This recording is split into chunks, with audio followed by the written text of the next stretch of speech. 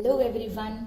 With new day comes new thoughts and new strengths. With this positive thought in our mind, let's begin today's video. Today we will be learning about the very interesting concept of class 11th, which will be continued in class 12th also. This is linear inequality. So what is linear inequality? Let's first of all understand the meaning of this word, linear inequalities. So when the word linear comes to our mind, the first thing that comes is straight line. So whenever we say, if I can draw straight line, then we say it is linear. Or the degree is 1. The equation degree is 1, means the power is 1, right? It can be in 1 variable, in 2 variable, in 3 variable. Anyhow, if the power is 1 of the expression, then we say it is linear. We have done linear equations in class 10th as well.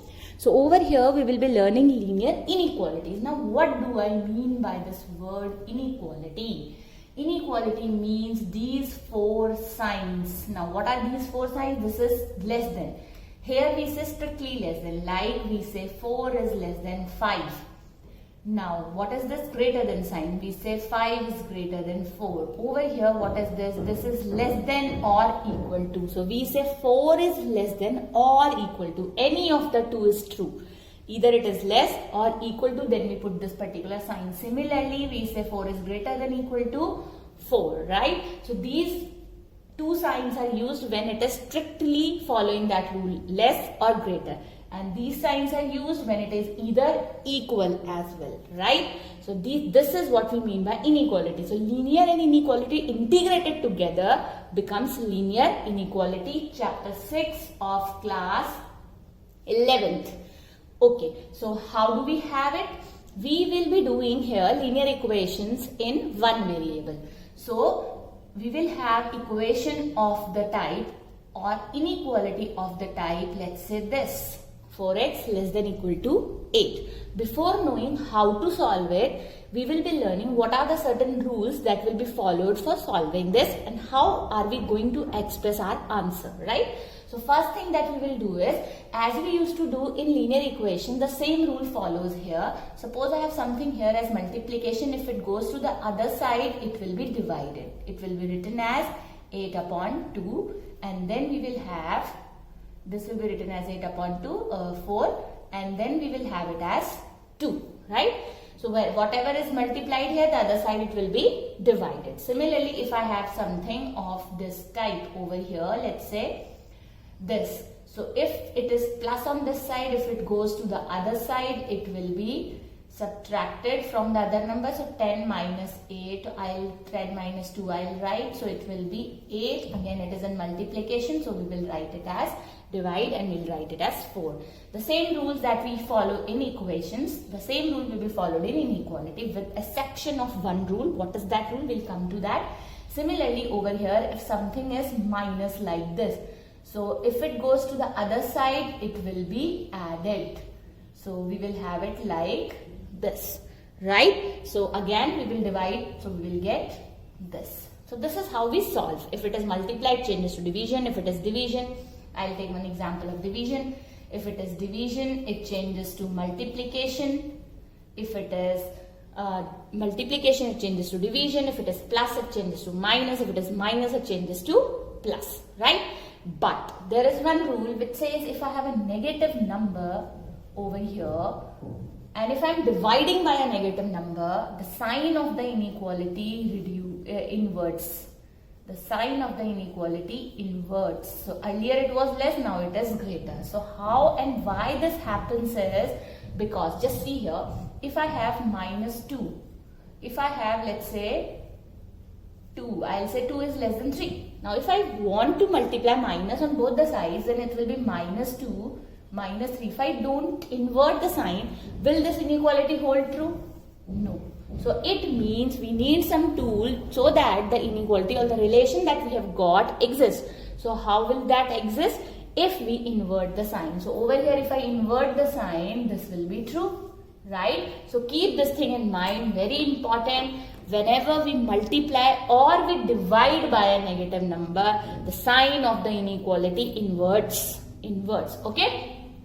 So over here, make a note of this point. Over here, I'll give you a couple of examples when it happens. Suppose I have minus x and I have written this. So here also, if I am cancelling minus sign, it means I am dividing by minus 1. So over here also the inequality sign will get inverted. Suppose I have many students get confused here. Suppose I have it like this. Here the sign will not invert because I am dividing by a positive number. Only in case when I am dividing by a negative number, I am cancelling negative number, then the sign will get inverted. Rest all the things are same as we solve in linear equations, right? Before moving further, we need to know how we will be expressing our answers. So for understanding that, let's do a quick recap of number system. Till now, what do we know? That natural numbers are the smallest number system that we know, the counting numbers that we started with. Whenever we have to express counting numbers, we write it as 1, 2, 3 and dot dot with curly brackets, right? And then after that natural numbers came the whole numbers. So whole numbers, I'll just write it here. Natural numbers we used to write like 1, 2, 3 counting numbers. After this came whole numbers. And whole numbers we used to write as 0, 1, 2, we write it like this. We should know the writing part as well. After whole numbers, we did the rational integers. Integers we write as the negative numbers and the positive numbers. So we will be writing it like this. After integers came the rational numbers. Rational numbers, everyone know how do we write? We write it in the form of P by Q, where P by Q, where Q is not equal to 0, and P and Q are integers, right? Okay, so after this, we had irrational numbers over here, and everything together constituted the real number system, right? So this was irrational number which we express as R minus Q, and then real number. You must be wondering why I am telling you all this, because when we solve linear inequalities, the answers that we write are in all the number system. We can write it in natural number, we can write it in whole numbers, we can write it in integers, we can write it in real numbers. But there is a difference. For real numbers, we have to express our answer in terms of intervals. So what are these intervals? How we will be representing our answers? That I'll tell you in detail, because for real numbers, if I say answer is 1 and 2, there are infinitely many real numbers between 1 and 2. So how are we going to list them? It is not possible to list. So what we do, we enclose them in form of intervals so that our way of expressing the answer becomes clear, and it is accepted everywhere universally that whenever we are writing anything in intervals, it represents real number system, right? So how we will be doing it? We should know before that what exactly intervals mean. What are intervals? Intervals, we can group them in 3 types. We say it is closed interval, open interval, semi-closed. If I am writing something by making use of the big bracket and the small bracket, we say it is interval. Now what does interval represent? Interval represent, if we say it is closed interval, it represents all the numbers, all the infinitely many real numbers between A and B, including A and B both, right? So if I am writing closed interval, it means A and B are included, and the infinitely many real numbers between A and B are also included. Similarly, when I write open interval, they can be written making use of small brackets or these open brackets. So what does it mean? It means A and B are excluded, and all the infinitely many real numbers between A and B are included. So this is the importance and beauty of intervals, that if I have to express, suppose I say my answer is between 1 and 2. So I write my answer as 1 included and 2 excluded. So 1 is included, 2 is excluded, and if we read this, we know that there are many infinitely real numbers which are included between these two. Similarly, if it is semi-closed, as the name says, similarly we write it. It can be half open, half closed, any side open, any side closed. So these are the 2 ways in which it is written. If it is this, we write it as A over here and B here. Similarly, if it is this, we write it like this, where X again belongs to real numbers, right? So this is how we express semi-closed and semi-open interval.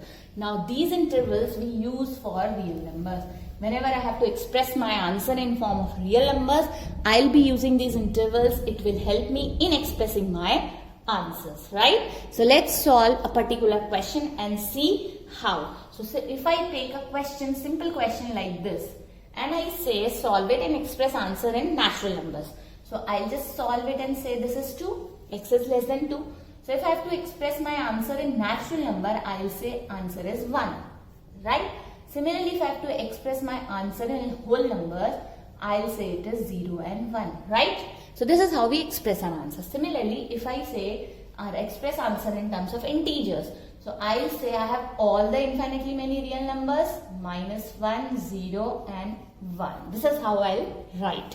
Similarly, if the question says express your answer in terms of real numbers, then what I will do? Just try to recall the number line. This is 2 over here. These are negative numbers and these are positive numbers, right?